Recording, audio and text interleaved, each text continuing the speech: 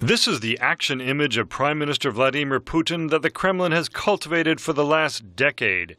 Now, Mr. Putin seeks to sweep the presidential elections on March 4 and rule Russia for another decade. But on Russia's uncensored internet, he appears running for president in a doctored version of the trailer for Sacha Baron Cohen's upcoming comedy, The Dictator.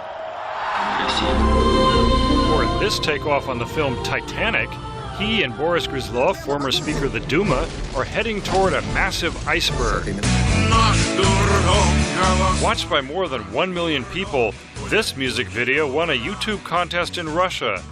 The psychiatrists in white coats sing the refrain, "Our madhouse votes for Putin."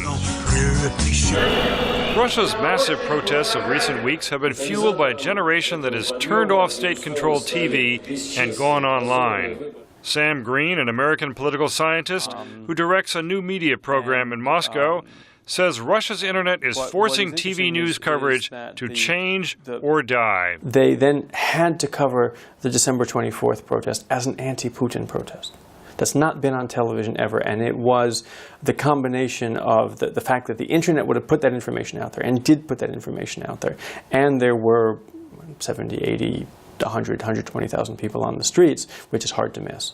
The Prime Minister's backers counterattacked with an interactive campaign website, but once again, his opponents were faster on the web. They immediately posted suggestions like this one from Andrei Antonenko. "Please leave politics. It is obvious that power is a narcotic." Anti-Putin comments immediately scored at the top of the online voting list.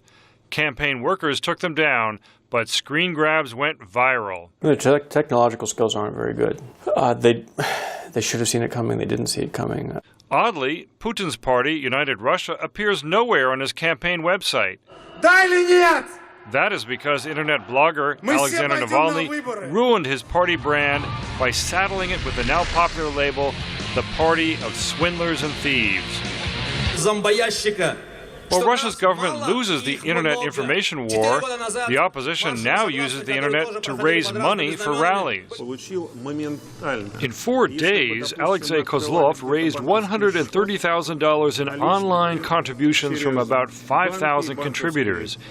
He says Yandex Money, the payment system, limits payments to $500, which means no one can charge that 1 or 2 oligarchs are bankrolling the protests. That is not much, and it's good because no one can say that one person alone funded everything. Also, Yandex Money only works inside Russia, which is a plus. No one can say that it's funded by America. Finally, the opposition uses Facebook and other social network sites to inform people about protests. 2 weeks before a mass march is to go through central Moscow, the city has no political graffiti and no political posters. But if protest planners hit their targets, it will be another internet-driven flash mob of 100,000. James Brooke, VOA News, Moscow.